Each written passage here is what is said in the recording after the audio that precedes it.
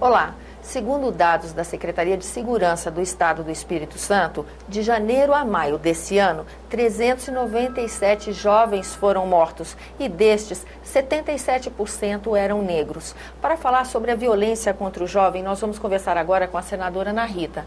Senadora, muito obrigada pela sua presença aqui no nosso programa. Eu que agradeço, Tânia, mais uma vez poder estar aqui com você. A senhora foi a plenário, inclusive, para fazer um alerta sobre essa grave situação do jovem, especificamente no seu estado do Espírito Santo, né?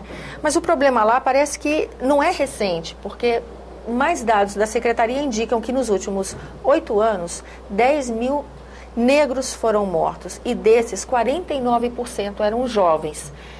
É uma situação antiga e grave, não é isso, senadora? Ela indica um problema mais específico com o jovem negro do que com o jovem de uma forma geral?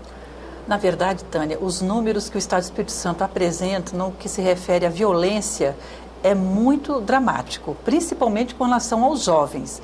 E quando falamos da violência contra os jovens, realmente, o jovem negro é o que mais morre no Estado do Espírito Santo. Então, o Estado do Espírito Santo hoje, infelizmente, é um dos estados mais violentos, tanto na violência contra a juventude como a violência contra a mulher. Então, esses são números que nos assustam muito e são números que nós precisamos atuar sobre eles, né, para buscar alternativas de como resolver essa situação. Outro indicativo de problema também é que nesse mesmo período de 8 anos, a população carcerária desse estado mais do que triplicou, passou de 3 mil para mais de 11 mil pessoas encarceradas. O que está acontecendo? Nós estamos falando o quê? De exclusão social, de falta de políticas públicas, rota do narcotráfico. O que é que está acontecendo para que esses dados sejam tão impressionantes, senadora?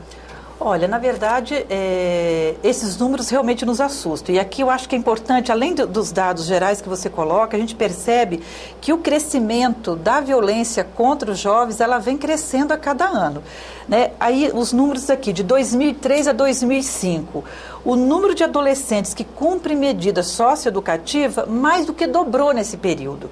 De 54 jovens, passou para 114 jovens. Nossa, em 2 anos. Em 2 anos. De 2007 para 2008, dobrou mais uma vez, de 167 para 326 jovens que cumprem medida socioeducativa. Em 2009, havia 6 vezes mais jovens em medida socioeducativa do que em 2003.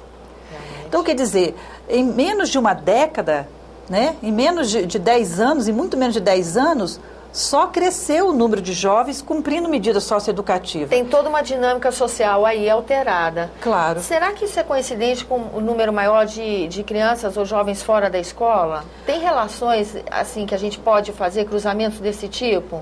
É preciso, sim. Tem pessoas que estão estudando isso com mais profundidade. Com certeza, a educação tem uma forte influência sobre os alunos. Nós percebemos que as escolas hoje, principalmente de ensino médio, elas não são muito atrativas. Há um afastamento da criança da escola. Quando ela chega na 7ª série, por exemplo, ela não continua os seus estudos.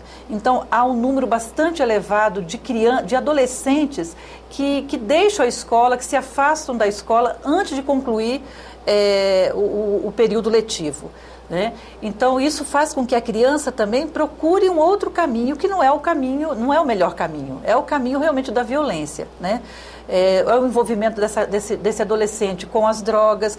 Hoje, no Estado do Espírito Santo, infelizmente, nós vimos que o crack tem sido assim, uma grande dificuldade, é um grande problema. Muitos jovens estão sendo atraídos para o crack.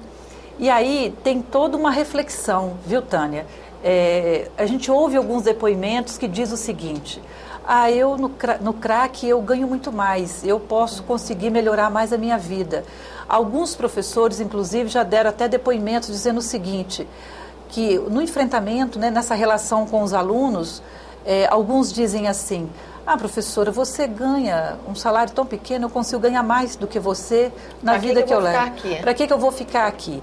Então, é uma dificuldade muito grande, é um grande desafio para os professores, para os educadores que estão no dia a dia atuando, né, com as crianças e com os adolescentes, no enfrentamento realmente desta realidade. Então, é uma dificuldade, é um problema que precisa ser enfrentado pelo Estado, com políticas públicas adequadas, né, para que possamos, esses jovens possam ter outras alternativas que não seja o mundo das drogas, né, que tem vitimado muitos dos nossos jovens e particularmente o jovem negro. Agora,